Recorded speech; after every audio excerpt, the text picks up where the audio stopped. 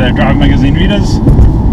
Welcome to the drive road test of the new Aston Martin Rapide S. Now, we first tested a Rapide V12 late in 2012 when we got an opportunity to drive the car along with its smaller brother, the Vantage V8, and at the time we also had some time behind the wheel of the amazing but somewhat pointless McLaren MP412C. Anyway, the Rapide S now completely replaces the Rapide. The regular Rapide is no longer available from Aston Martin, and all you get is the S, which does sort of beg the question why they've actually gone and changed the model nomenclature entirely. Doesn't really matter. The long and the short of it is they've tweaked some of the styling, as you'll see in our still photos. The front grille is now much more prominent. It's a much larger affair. Absolutely beautiful, in my opinion. Apparently some people don't like it at the Aston Martin dealership here in Cape Town, but I think those people must be slightly unhinged because it is gorgeous. Apart from that, there's a new little lip spoiler on the boot, a la Vantage, which apparently wasn't there before. One assumes it gives a little bit of downforce at the rear for a little bit of added stability. The big change, of course, is to the motor. The 6-litre V12, petrol V12, now produces 410 kilowatts and 620 Newton meters. All of that, the power obviously is right near the top of the rev range, but even the torque is quite high up in the rev range, past the 4,000 RPM mark. So it is a motor that you really need to rev a little bit to get the best out of.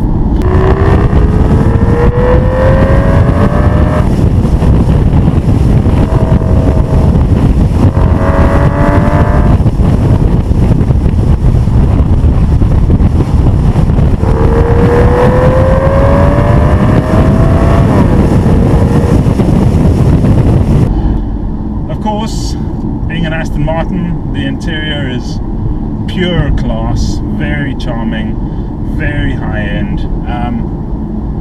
A little bit annoying in some ways, to be honest. The Garmin GPS that they've replaced the old Volvo-sourced units that everyone complained about with is still not exactly a class-leading GPS system, and also, well, won't go away once you've called it into action. I'm sure there is a way, but we haven't found it. Either way, what is impressive about this car is that although it's a four-door, nominally a four-door, we've had three people in here and everyone was quite comfortable, I must say, but there isn't too much space in the back seat because of the great big transmission tunnel down which runs a carbon prop shaft with a torque tube, which of course all of the big powerful rear-wheel drive cars have these days. Anyway, that runs to the gearbox which sits at the back of the car. It's a fully automatic gearbox, not a DSG or anything like that. Sport Shift 2 they call it, and that powers the rear wheels only. So 410 kilowatts, 620 Newton meters should mean that it's pretty quick. It certainly is, although the stats would sort of suggest otherwise, considering that this is a 3.5 million, or as near as damn it, hyper limousine. Quoted 0 to 100 run of 4.8 to 4.9 seconds isn't really going to blow you away. Competition from Porsche, for instance, the Panamera Turbo, although the Aston guys took pains to point out to me that this car should not be compared with the Panamera Turbo. I think everyone would beg to disagree with that. Anyway, Panamera Turbo does the same run in about 3.5 seconds. It's got a little bit more power, also all-wheel drive, also weighs a similar amount. Still, that's over a second quicker, and even the big, portly Bentley Flying Spur, which comes in at more like 2.5 tons, it though does have quite substantially more power from its twin-turbo V12, and it'll do the 0 to 100 in 4.2, so still over half a second quicker than the Rapide S. I've heard. You know what's quite nice is the last car I drove along this road Well, there was a Jaguar XKRS, but before that was a Panamera Turbo, which the Aston Martin guys said to me I should not compare to this car. But for fuck's sakes, it's a Panamera Turbo, and this is a Rapide S. What's our speed right now? 140, 150. Oh Jesus! Ah! Oh, brakes need some pushing. Oh, she likes to dance! She likes to dance! She's a dancer, this one. Oh. We were doing this. Well, I have to tell you, after blasting it up and down the Franschhoek Pass a couple of times, I really don't think those numbers mean anything at all. This is an epic motor car.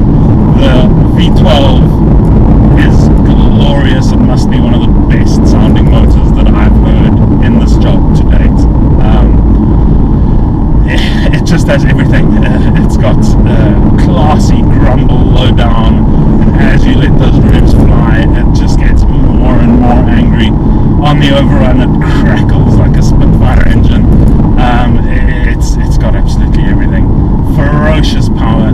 As I say, a bit light on torque low down, but when you're working it, as you pass that 4,000 mark on the dial, it just rockets this big heavy car ahead. Even more impressively though is the agility.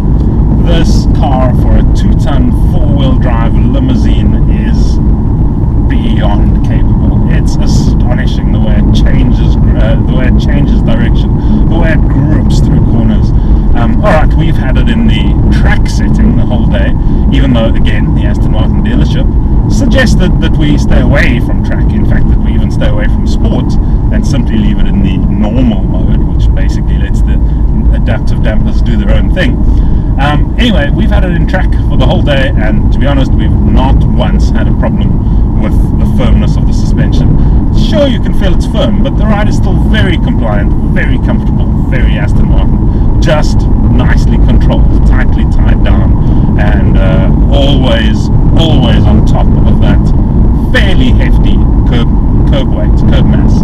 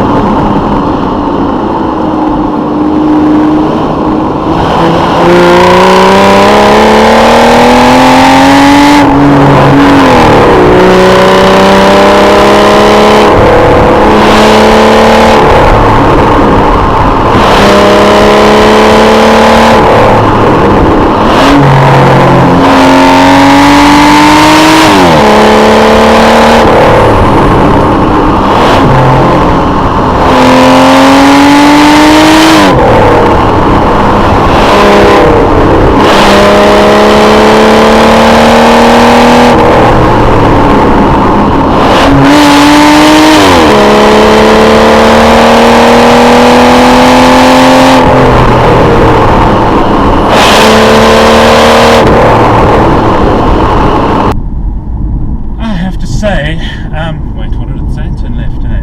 You have to edit that part out. There we go. Turn left. I have to say, at first I was thinking, $3.5 million. I mean, for a car, that's a healthy amount of money.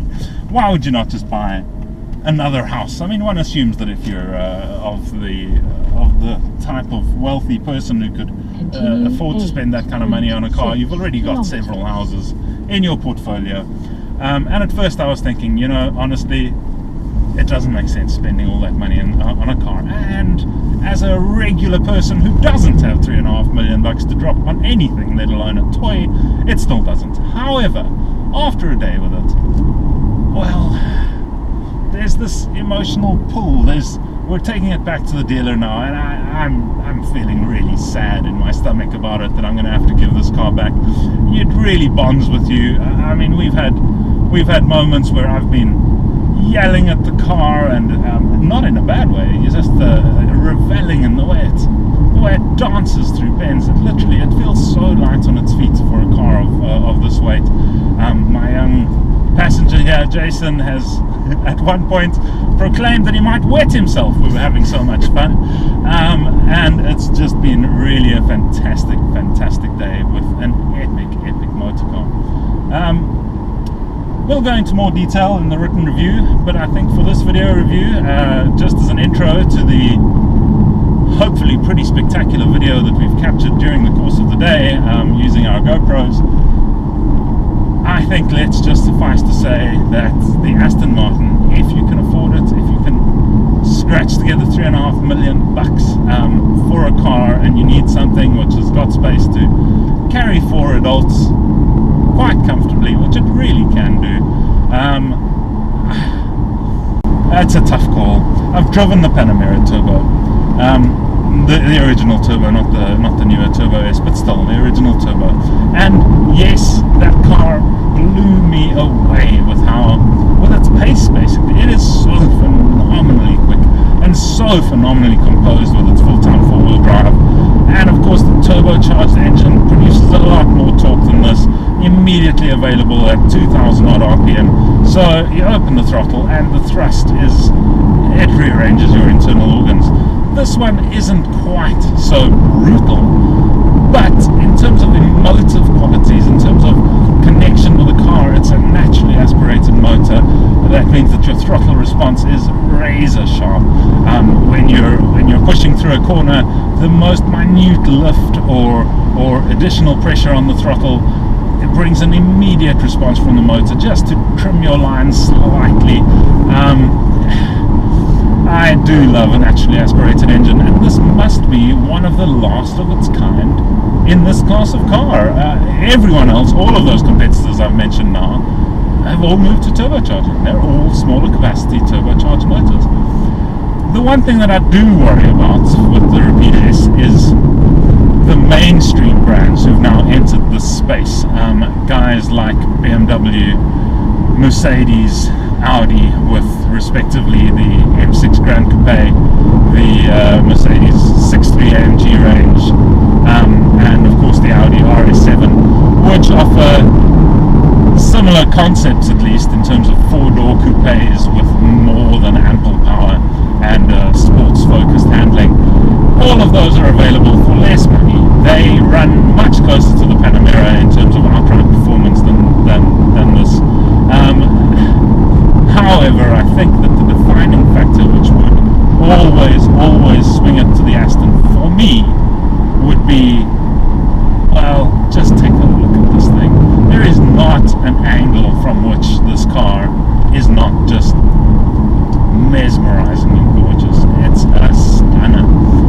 And I think for me, if I had this in my garage and every day I opened up my garage to see a shape this svelte and this gorgeous, I think that might make it worth the money. Might.